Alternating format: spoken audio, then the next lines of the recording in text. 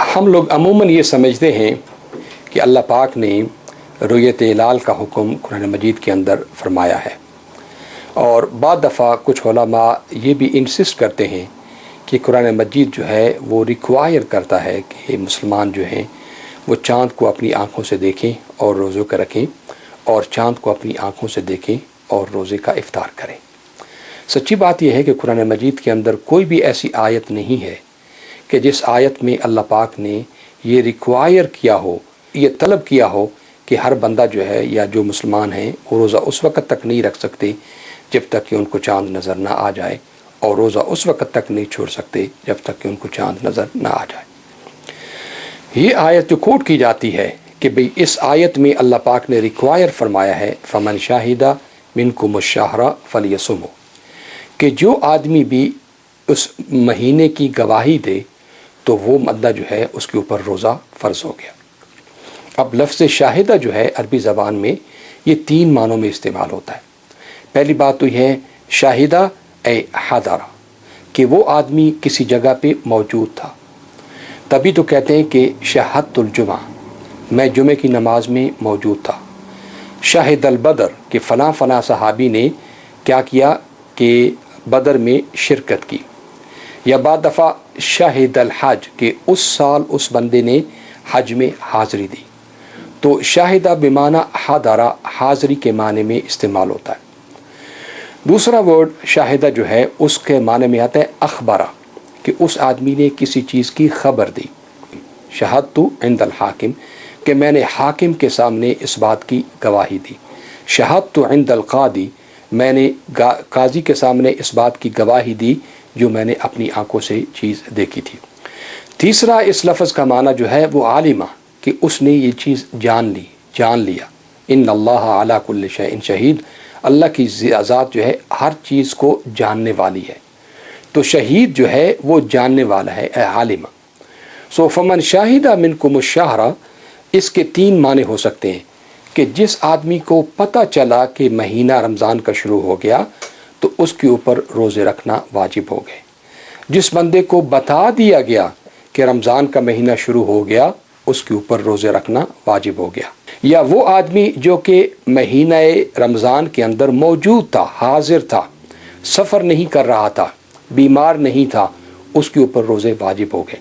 جس آدمی کو پتہ چل گیا کہ رمضان کا مہینہ شروع ہو گیا ہے، یا اس کو بتا دیا گیا، یا اس شہر یا اس مہینے کے اندر موجود تھا، تو اس کے اوپر روزے رکھنا واجب ہو گئے۔ کسی لحاظ سے بھی یہ آیت قرآنی جو ہے وہ رؤیت ہلال کی بات نہیں کر رہی کہ جس آدمی نے رؤیت ہلال کی یا چاند کو دیکھ لیا تو اس کے اوپر روزہ واجب ہو گیا۔ تو اس لیے اس آیت کے اندر سے کسی طریقے سے بھی آئی سائٹنگ یا مون سائٹنگ کی کوئی ریکوائرمنٹ نہیں ہے۔ اسی طریقے سے بعض دفعہ کہا جاتا ہے کہ سورۃ البقرہ کی دوسری آیت یسألونک عن الاہلہ وہ ریکوائر کرتی ہے کہ مسلمان جو ہے وہ چاند کو دیکھیں اور روزہ رکھیں، اور چاند کو دیکھیں اور روزہ بند کریں۔ سچی بات تو یہ ہے کہ اس آیت کے اندر بھی چاند کو دیکھنے یا چاند کو نہ دیکھنے کی کوئی دلیل نہیں ہے۔ آیت کہتی ہے کہ یسألونک عن الاہلہ، یا رسول اللہ صلی اللہ علیہ وسلم وہ آپ سے چاندوں کے بارے میں پوچھتے ہیں۔ قل ہی مواقیت للناس والحج، کہیے یا رسول اللہ صلی اللہ علیہ وسلم کہ چاند سے انسان کو اوقات کا پتہ چلتا ہے اور حج کے وقت کا پتہ چلتا ہے، تو اس میں کسی لحاظ سے بھی مون سائٹنگ کی کوئی بات نہیں ہے۔ جب انسان کو پتہ چل جائے کہ نیا چاند نکل آیا ہے، چاہے وہ سائٹنگ کے ذریعے سے ہو، چاہے وہ اس کو کوئی بتا دے، چاہے وہ کیلکولیشن کے ذریعے سے ہو، جب اس کو پتہ چل جائے گا تو اس کو ٹائمنگ کا پتہ چل جائے گا۔ بعض دفعہ کہا جاتا ہے کہ لفظ ہلال جو ہے اس کا مقصد ہے کہ جو چیز دیکھی گئی ہو، تو جب تک آپ دیکھیں گے نہیں تو اس کو ہلال نہیں کہا جائے گا، چونکہ قرآن نے چاند کو ہلال کہا ہے، اور ہلال کے معنی ہوتے ہیں something sighted, something seen. سچی بات یہ ہے کہ جب آپ اس کے مصدر کی طرف جاتے ہیں، لفظ ہلال کے مصدر کی طرف جاتے ہیں تو وہ حللہ سے نکلا ہے، حللہ یحلل۔ حللہ یحلل جو ہے نا، اس کی اصل جو ہے وہ بلند آواز سے کسی چیز کو کرنا وہ ہے۔ اسی لیے کہتے ہیں حل السحاب مطرً، بادل نے بہت زور کی بارش برسائی، یا بہت زور کی بارش بادل کی وجہ سے ہوئی۔ کہ جب سخت بارش ہو اور اس کی آواز آ جائے، اذا قطر قطرا لہو صوت، جب بارش اتنی تیزی کے ساتھ آئے کہ اس کی آواز آنا شروع ہو جائے تو اس بارش کو بھی حللہ کہتے ہیں۔ اس کے بعد جب بچہ پیدا ہوتا ہے اور بچہ چیختا ہے، اس کو بھی کہتے ہیں احل الصبی اور استحل الصبی، اے اذا صاخ عند الولادہ، جب ولادت کے وقت بچہ جو ہے وہ زور سے شور کرتا ہے، چیختا ہے، اس کو بھی کہتے ہیں استحل الصبی۔ جب انسان حج پہ جاتا ہے اور احرام باندھنے کے بعد زور زور سے تلبیہ کہنا کر دیتا ہے، لبیک اللہم لبیک لا شریک لک لبیک، تو کہتے ہیں کہ احل الحاج، کہ حاج نے تحلیل کی۔ جو لفظ ہلال ہے وہ حلل یحلل سے نکلا ہے، وہ اصلہ رفع الصوت، اور اس کی جو اصل مصدر ہے وہ اونچی آواز سے کسی بات کو کرنے سے ہے۔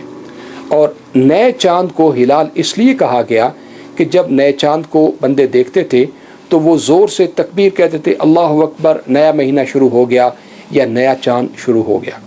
لفظ ہلال کا کسی طریقے سے چاند کی روشنی کے ساتھ یا چاند کے دیکھے جانے کے ساتھ کوئی تعلق نہیں ہے۔ تو اس لیے یہ بات بالکل کنفرم ہے کہ قرآن مجید کی کسی بھی آیت میں رؤیت ہلال کے لیے کوئی بھی کسی قسم کی ریکوائرمنٹ بیان نہیں کی گئی۔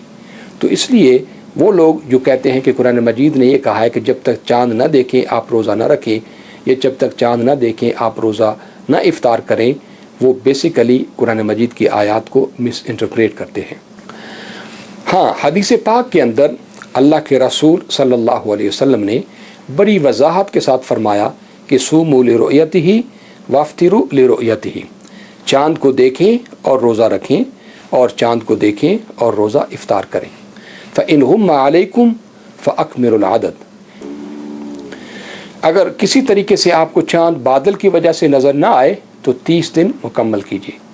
کچھ احادیث میں آتا ہے صوموا لرؤیتہ وافطروا لرؤیتہ، چاند کو دیکھیں اور روزہ شروع کریں، اور چاند کو دیکھیں اور روزہ بند کریں، یعنی روزہ ختم کریں۔ اور اگر کلاؤڈی ویدر کی وجہ سے آپ کو چاند نظر نہ آئے تو شعبان کے 30 دن مکمل کریں۔ اب ہمیں یہ دیکھنا ہے کہ جب اللہ کے رسول صلی اللہ علیہ وسلم نے یہ فرمایا کہ چاند کو دیکھ کے روزہ رکھو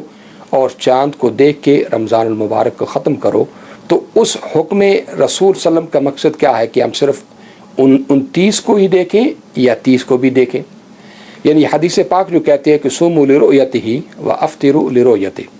تو یہ جو کلاز ہے کہ چاند کو دیکھیں اور روزہ رکھیں اور چاند کو دیکھیں اور روزہ بند کریں، تو کیا اس کلاز کا جو اطلاق ہوتا ہے کیا وہ صرف 29 شعبان کو ہوتا ہے یا 30 شعبان کو بھی ہوتا ہے؟ اب ہم سب لوگوں کو پتہ ہے کہ جب 29 کی شام کو لوگ چاند دیکھنے جاتے ہیں اور چاند سمہاؤ نظر نہیں آتا تو اعلان کر دیا جاتا ہے کہ آج رات کو چاند نظر نہیں آیا تھا، تو کل جو ہے وہ رمضان نہیں ہوگا بلکہ پرسوں رمضان شروع ہوگا۔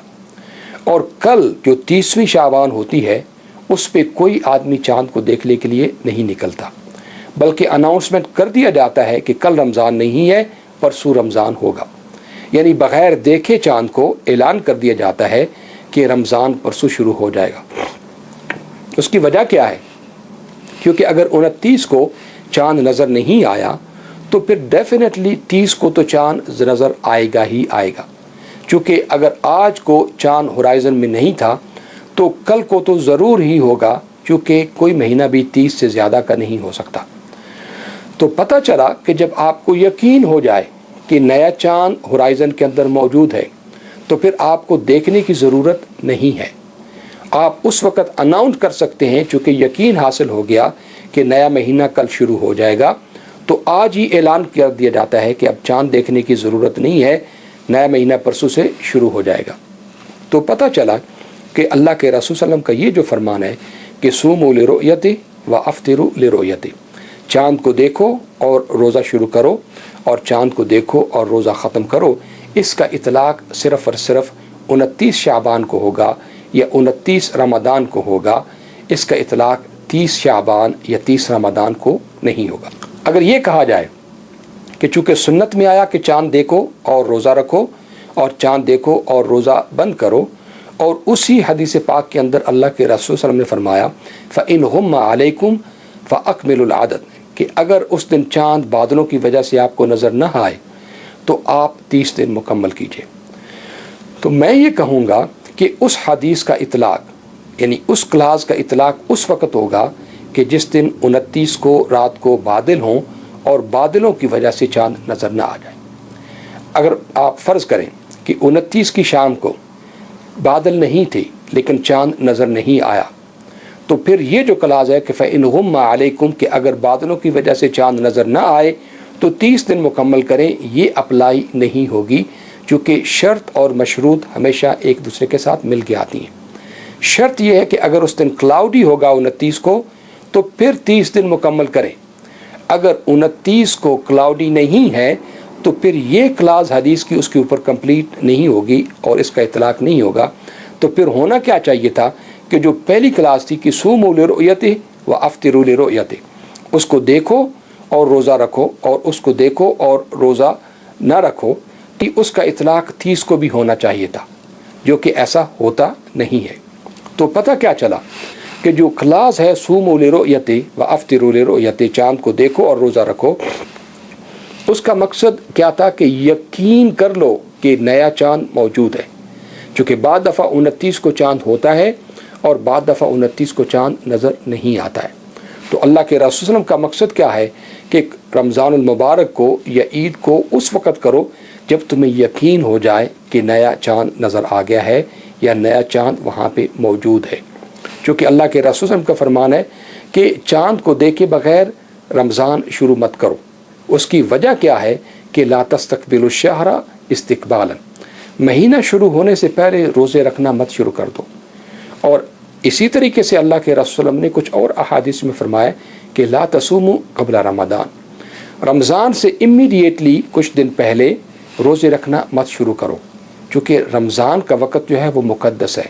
تو کسی طریقے سے تم رمضان کے وقت کو کسی دوسرے وقت کے ساتھ مکس اپ مت کر دینا، رمضان کو اس کے ٹائم پہ شروع کرنا اور رمضان کو اس کے ٹائم پہ ختم کرنا۔ اور اللہ کے رسول صلی اللہ علیہ وسلم کے زمانے میں سرٹینٹی اور یقین کس طریقے سے حاصل ہوتا تھا؟ وہ آئی سائٹنگ سے ہوتا تھا۔ آپ نے چاند دیکھ لیا تو آپ کو پتہ چل گیا کہ نیا مہینہ شروع ہو گیا، اور جب چاند نظر نہیں آیا تو اللہ کے رسول صلی اللہ علیہ وسلم نے فرمایا کہ ممکن ہے اگر کلاؤڈ کی وجہ سے وہاں موجود بھی ہو تو بھی پاسبلٹی ہے کہ موجود ہے یا نہیں ہے، آپ کو یقین نہیں ہے، تو ایک دن اور انتظار کر لو، اور جب یقین ہو جائے، جب 30 دن آپ مکمل کر لو تو اس کے بعد رمضان کو شروع کرو یا اس کے بعد عید الفطر کو کر لو۔ تو اصل مقصد جو ہے وہ یقین حاصل کرنا ہے کہ نیا مہینہ، نیا چاند شروع ہو گیا ہے۔ Sighting in itself is not obligatory, اس کو دیکھنا جو ہے وہ فرض نہیں ہے، یقین کرنا فرض ہے کہ نیا مہینہ اور نیا چاند شروع ہو گیا۔ اب اسی طریقے سے اگر آپ دیکھیں آج کل کہ حسابات فلکیہ جو ہیں، جو کیلکولیشنز ہیں، کیلکولیشن آج کل اتنی سائنٹیفک ہیں اور اتنی اتھینٹک ہیں کہ وہ آپ کو ایگزیکٹلی بتا سکتی ہیں کہ کب ولادت قمر ہو رہی ہے، نیا چاند جو ہے وہ کب پیدا ہو رہا ہے، اب اس کی عمر کتنی ہے، اب وہ ہورائزن پہ کتنے زاویے پہ موجود ہے، سورج سے کتنا دور ہے، زمین سے کتنا دور ہے۔ اور صورتحال یہ ہے کہ آج کل تو سائنٹسٹ نے اس حد تک ہمیں پریسائز کیلکولیشن دے دی ہیں کہ ہم ایک ایک سیکنڈ کو مانیٹر کر سکتے ہیں کہ چاند کہاں پہ ہے۔ اور آج کل کچھ ایسے کیمرے بھی ہیں اور کچھ ایسے سافٹ ویئرز ہیں کہ اگر آپ اپنے کمپیوٹر پہ ڈال لیں تو آپ اس کے ذریعے سے چاند جب کنجنکشن سے ولادت کی طرف آ رہا ہوتا ہے تو آپ اس کو بھی دیکھ سکتے ہیں۔ جب وہ 1-2 گھنٹے کا ہوتا ہے تو بھی آپ اس اسپیشل سیٹلائٹ کے ذریعے سے یا اسپیشل ٹیلیسکوپ کے ذریعے سے آپ اس کو آرام سے دیکھ سکتے ہیں اپنے کمپیوٹر کے اوپر۔ اب وہ زمانہ نہیں رہا کہ آپ کو اپنی آنکھوں سے دیکھنا پڑتا ہے۔ اور یہ بھی یاد رکھیں کہ مہینہ کہیں سے شروع ہوتا ہے اور کہیں پہ ختم ہوتا ہے۔ مہینہ اس وقت شروع ہوتا ہے جب چاند کی ولادت ہوتی ہے، اور مہینہ اس وقت ختم ہوتا ہے اور اس کا جب کنجنکشن ہوتا ہے، یعنی زمین اس کے اور سورج کے درمیان آ جاتی ہے، اس کے اوپر کسی قسم کی سورج کی روشنی نہیں پڑ رہی ہوتی، تو اس کو کنجنکشن کہتے ہیں، تو اس وقت مہینہ ختم ہوتا ہے۔ تو اب ہمارے پاس اتنے طریقے ہیں کہ ہم لوگ ٹیلیسکوپس کے ذریعے سے، اس کے بعد مختلف دوسری کیلکولیشن کے ذریعے سے بالکل اندازہ لگا سکتے ہیں کہ چاند کب پیدا ہوا اور کہاں پہ موجود ہے۔ تو اس لیے کیلکولیشن کے ذریعے سے آپ کو یقین سے پتہ چل جاتا ہے کہ نیا چاند نکل آیا ہے، اور آپ کو دیکھنے کی ضرورت ہی نہیں ہے۔ اللہ کے رسول صلی اللہ علیہ وسلم کا مقصد کیا تھا کہ یقین کر لو کہ نیا مہینہ شروع ہو گیا ہے. کہیں ایسا نہ ہو شعبان کے مہینے میں رمضان کے روزے